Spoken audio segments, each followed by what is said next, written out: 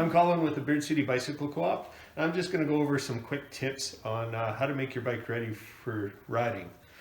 First off, we're going to check and fill tires.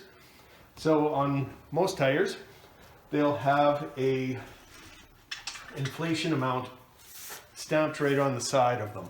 So on this tire here, you can't see it, but it says inflate to 75 psi, and this is more the type of tire that you would see like on a road bike or a hybrid.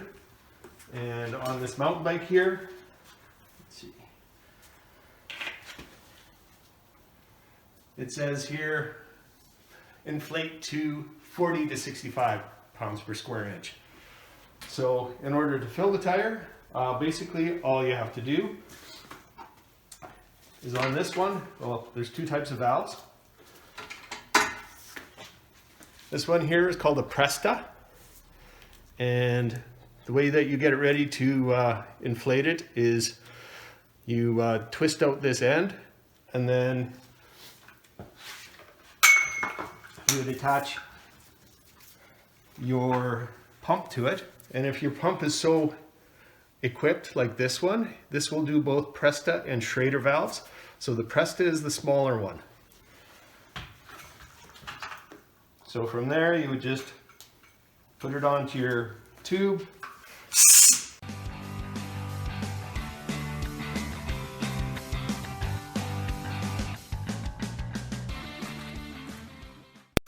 And then once you're done filling it with air, this little valve here, you'll twist in, and that seals up the valve for you.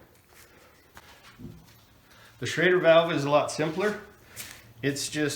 It's the same as what is on most vehicles. So pretty much any gas station you'll be able to fill your tire. And again, go by the recommended inflation.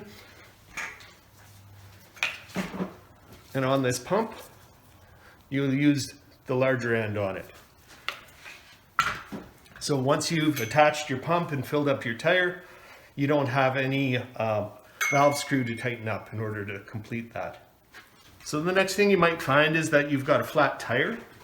If your tire is flat or not holding air, the first thing you want to do is get the tire off so that you can get to the tube and replace it.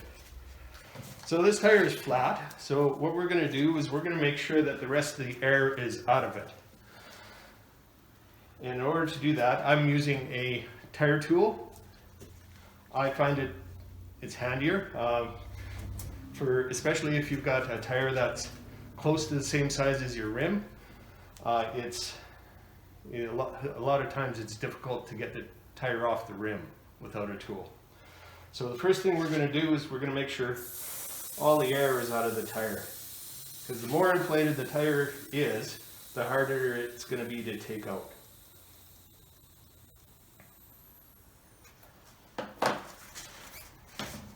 And typically mountain bike tires are easier to take off than road bike tires.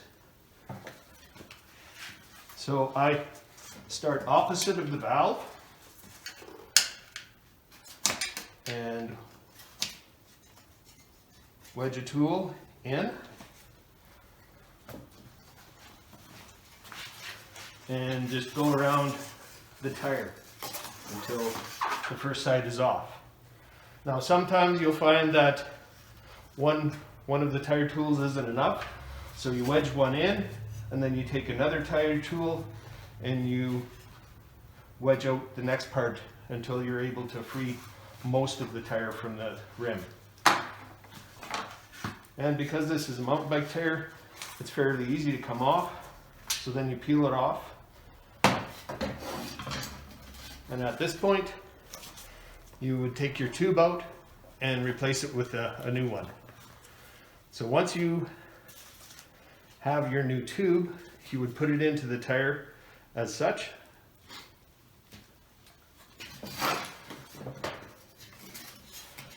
And line up the valve.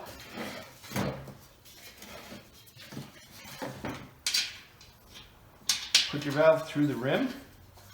And one trick I like to use is I put the valve cap on, so while you're working on the tire, your tube won't come out of the rim. Work your way around the tire. And again, if it's snug, you can use your tire tool to get that first edge onto the rim. And then once you've got that first edge on, you'll want to put the tire tube into the rim where the valve is. Work your way around.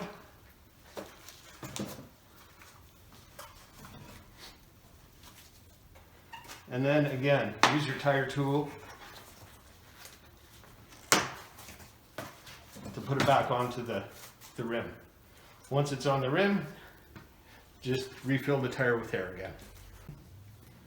Once you've filled your tire, you'll want to check the pressure with the tire pressure gauge. And then you'll just check the pressure to ensure that it's what the recommended or within the recommended amount.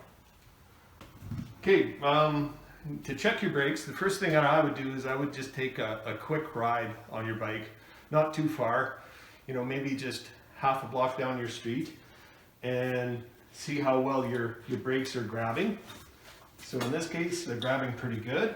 Another thing you can do to check, I have the luxury of a rack here. If you don't have the luxury of a rack, you could turn your bike upside down and do this. So squeeze the front brake pedal, or sorry, the front brake handle, and try and pull the wheel. And if you can, you know, if you squeeze the handle as hard as you can and the wheel still turns, that means that perhaps either your brakes need tightening or you need new pads. Next, we're going to cover oiling the chain. If you can pedal your bike and it squawks and squeaks, that's a good indication that it's time to oil your chain. So to oil a chain, I recommend an oil like a 3-in-1 oil. I shy away from using WD-40 because it is more of a penetrating oil and it typically doesn't stick around very well. It's good for cleaning chains. So when you're oiling your chain, you put a drop every few links. Roll your chain back and repeat. Put some oil on every few links.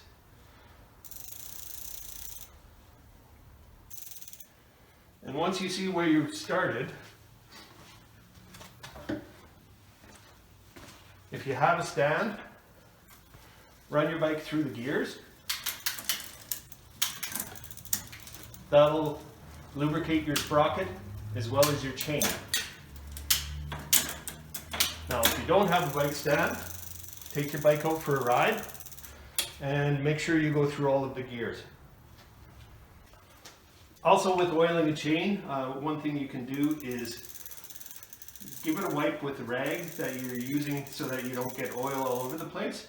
So what this does is it removes any excess oil and prevents what's called fling. So if you're riding your bike and you maybe see some oil spots on your pants or on your bike, that's considered fling. So once your bike's ready, make sure that you take advantage of some safety features. Always wear a helmet. You want to prevent brain injury. You want to have a bell so that you can alert other cyclists and pedestrians. And you want to have a light. So in Saskatoon here, having a light and a bell on your bike is a municipal bylaw. Okay, so in conclusion, I'd like to thank the Bridge City Bicycle Co-op for providing the facility, the tools and supplies, and Saskatoon Cycles for providing the videographer.